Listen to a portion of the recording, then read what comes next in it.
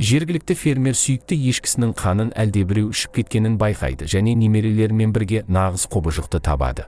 Ғалым Ричард Куин және оның көмекшілері Чупакабра атты мифтік тіршілік иесін табу үшін Мексикаға жол тартады.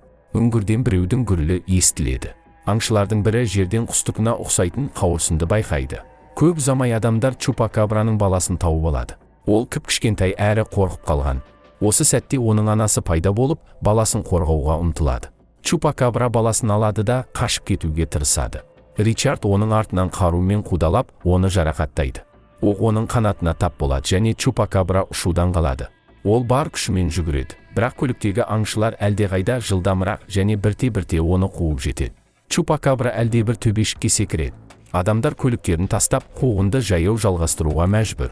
Өкінішке орай байғұс мақұлық көп ұзамай әлдекімнің көлігінің астына түседі. Жараланған Чупакабра өзінің баласын бұталардың арасына жасырып, оны құтқару үшін аңшылардың жаңалықтарда ешкілердің қанымен қоректенетін аты аңызға айналған Чупакабра туралы айтып жатыр. Бірақ Алекс есімді балақайға бұл мүлде қызық емес. Ол мектептегі жалғыз мексикалық, оның достары жоқ және оны үнемі сыныптастары мазақтайды. Үйде Алекс үнемі мексикалық тағамдарды дайындайтын үшін анасына шағымданады, ал оның кәдімгі америкалық тамақты жегісі келеді. Әйел жауабына олардың Мексикаға саяхаттауға дайындалып жатқандарын айтады. Оны оның әкесі белгілеген. Өкінішке орай ол жақында ғана айықпас дерттен көз жұмған. Алексті мүлде мазасы жоқ, өйткені ол әкесін қатты жақсы көретін. Анасы ұлын тынышталдыруға тырысып, оның Мексикада туыстары өте көп екенін еске салады. Міне жігіт өзінің тарихи отанына ұшып келеді. Онда оны Чава ата қарсы алады. Сөйтсе көзілдірік пен қалпақ киген бұл шал күрестен бұрынғы чемпион екен. Чава немересін отбасылық фермасына апарады. Алекс өзінің тынышсыз бөлесі Мемамен танысады. Ол да ұлы лучадор болуды армандайды. Біздің кейіпкеріміз өзінің жаңа үйін қызығушылықпен зерттеп жатыр. Иә, бұл жерде барлығы күреске қатысты сияқты.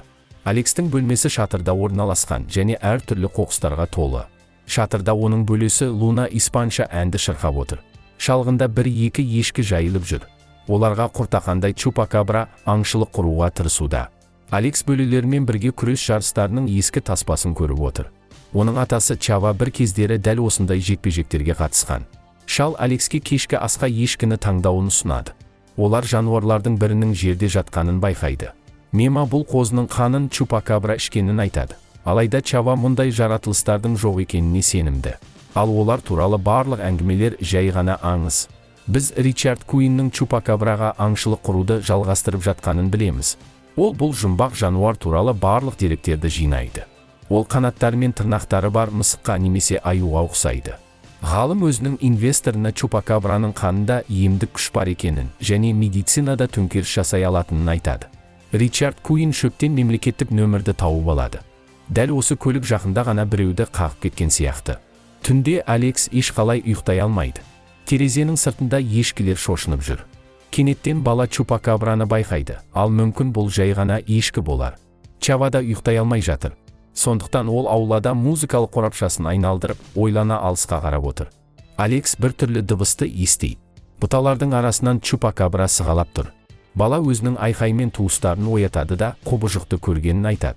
Бірақ шөптің арасында кәдімгі қоян тығып отыр екен. Таңертең Алексті әтеш оятады. Ол көзін ашады да өзінің кереуетінен Чупакабраны көреді. Бала айқайлайды және қобыжық бірден терезеден секіріп кетеді. Бұл жолы Алекс ешкімге ештеңе айтпайды. Күндіз ол Лунамен әңгімелесіп, аспанға қолдан жасалған от шашуларды ұшырады. Мема пайда болып, атаның бір жаққа жоғалып кеткенін хабарлайды. Луна бірден көлікті от алдырады және інілерімен бірге оны іздеуге шығады. Қыз нашар айдайды, бірақ бәрібірде ересектердің ешқайсысы жоқ. Біздің кейіпкерлер қалаға келеді. Олар базардан аталарын іздеуде. Мема тамақ сатып алып жатқанда Алекс Чупакабраның мүсіншесін байқап, оны қызығушылықпен қарайды. Лунаның көңілі қалды. Атаны іздеудің орнына оның немерелері көңіл көтеріп жатыр. Біздің кейіпкерлер әрі қарай жол тартады және көңілді мексикалық музыканы тыңдайды. Олар жолдан Чавоны байқайды. Шал кішкентай қозысымен бірге серуендеп жүр. Ол оны сатып алған, бірақ неліктен екенін түсіндіре алмайды. Жануарға Пипита есімін береді. Фермаға орала отырып, біздің кейіпкерлер Ричард Куин бастаған бір топ адамды байқайды.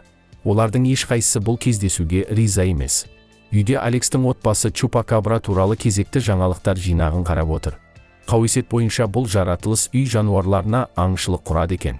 Чава теледидарды сөндіреді де немерелеріне мұның бос сандырақ екенін мәлімдейді.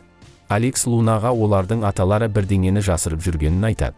Ол оған қорадан тауып алған кішкентай музыкалық қорапты көрсетеді. Түндерде қарт дәл осыны тыңдайды. Луна жауабына мұның жай ғана Чава ауыратын Альцгеймердің бір белгілері ғана екенін айтады. Бірақ Алекс атаның қорада нағыз чупакабраны жасырып отырғанына сенімді. Кешке жақын бала қораның жанында музыкалық қорапты тыңдап отырады. Ол тағы да әлгі бір түрлі дыбысты естиді. Бұрылады да құс қанаттары, үлкен құлақтары мен өткір азу тістері бар мысық тәрізді жұмбақ тіршілік иесін көреді. Чупакабраға бұл музыка қатты ұнайтын сияқты. Алекс сүйкімді құбыжықтың қарны аш деп ойлайды және оған үйден бір тәрелке шұжықта келіп береді. Чупакабра олармен не істеу керектігін білмейді, сондықтан жай ғана ойнайды. Ал сосын Алекске өзінің үйін көрсетеді, оны өзінің тышқандарының бірімен сыйлайды. Бала таң қалсуда, бірақ чупакабраны ренжітіп алмау үшін тышсыйды жеп жатқан сыңай танытады. Найзағай басталып, кішкентай құбыжықты қатты қорқытып жібереді. Алекс өзінің жаңа досын міндетті түрде қорғайтынына уәде береді. Таңертең Алексті Мема табады. Ол бір түрлі дыбыстарды естіп, мұны қасқыр деп ойлайды. Алекс чупакабраға қорадан қашып кетіп, бір жерге жасырынуын ымдап көрсетеді. Алайда ол мұны жасамайды және тура жерге, Мемоның алдына секіреді.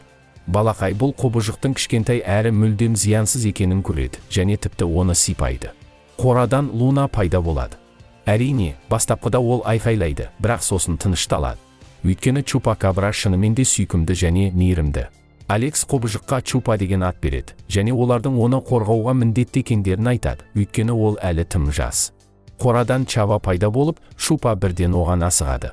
Қария мен құбыжықтың бір-бірлерін жақсы білетіндері көрініп тұр.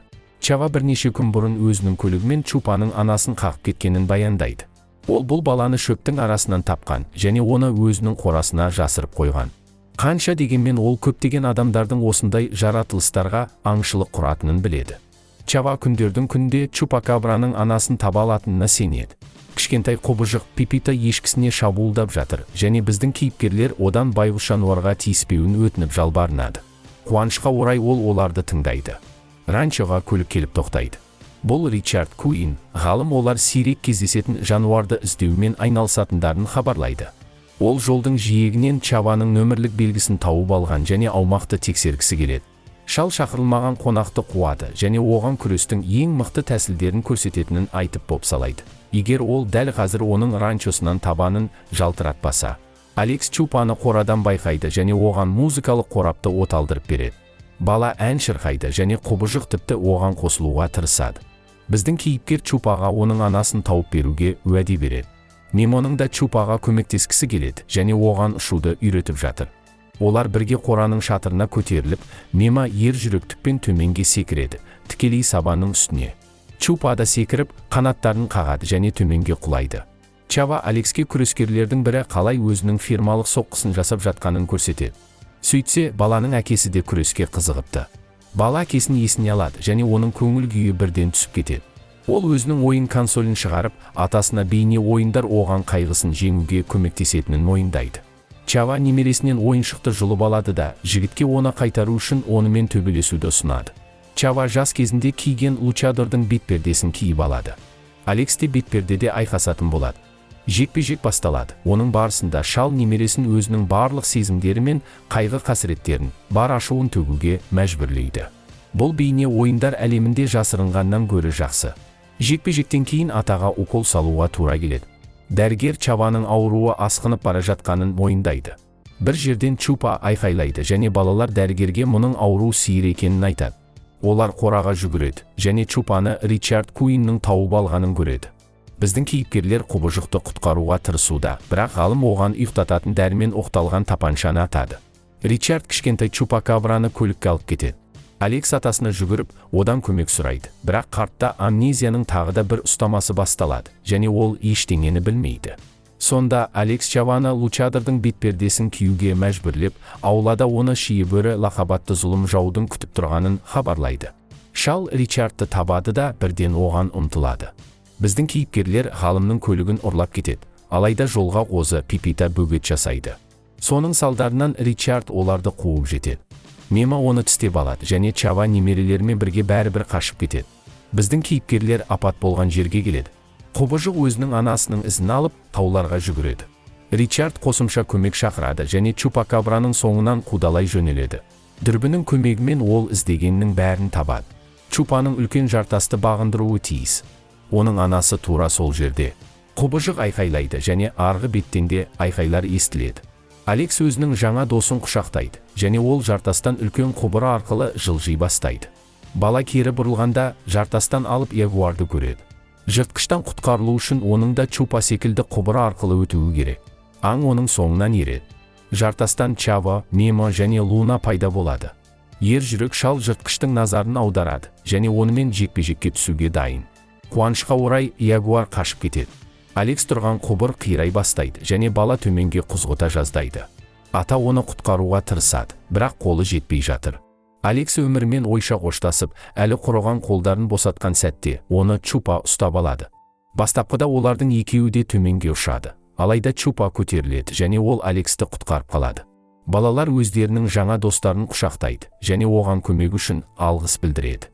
Өкінішке орай, жартастан Ричард пайда болады және тағы да Чупаға өзінің ұйықтататын дәрісін жібереді. Ол қобыжықты торға отырғызады және оны сынау үшін зертханаға әкеткісі келеді. Біздің кейіпкерлер шарасыз күйде, өйткені олар ештеңе істей алмайды. Бірақ істей алатын біреу бар. Бұл Чупаның анасы. Чупакабра Ричардтың көлігіне шабуылдайды және ол мұнда жалғыз емес, олар бүтіндей үшеу. Ғалым Чупамен бірге қашып кетуге тырысады, бірақ оның артынан Чава пайда болады да, өзінің күрестегі тәждік қимылын пайдалана отырып, Ричардты Чупаны жіберуге мәжбүрлейді. Енді сәби қайтадан өзінің отбасымен бірге. Әділдік жеңді. Көп ұзамай Алекс үйіне, ақшқа оралады. Бұл тамаша демалыс болды. Ал аспанның бір шетінде Чупа ұшып жүр. Егер жолдан қосылған көрермен болсаңыз, арнаға жазылып, қоңыраушаны басуды ұмытпаңыз. Сіз үшін бұл бірнеше секунд, ал мен үшін 100 000 жазылушыға бастап барар үлкен қадам. Келесіде кездескенше.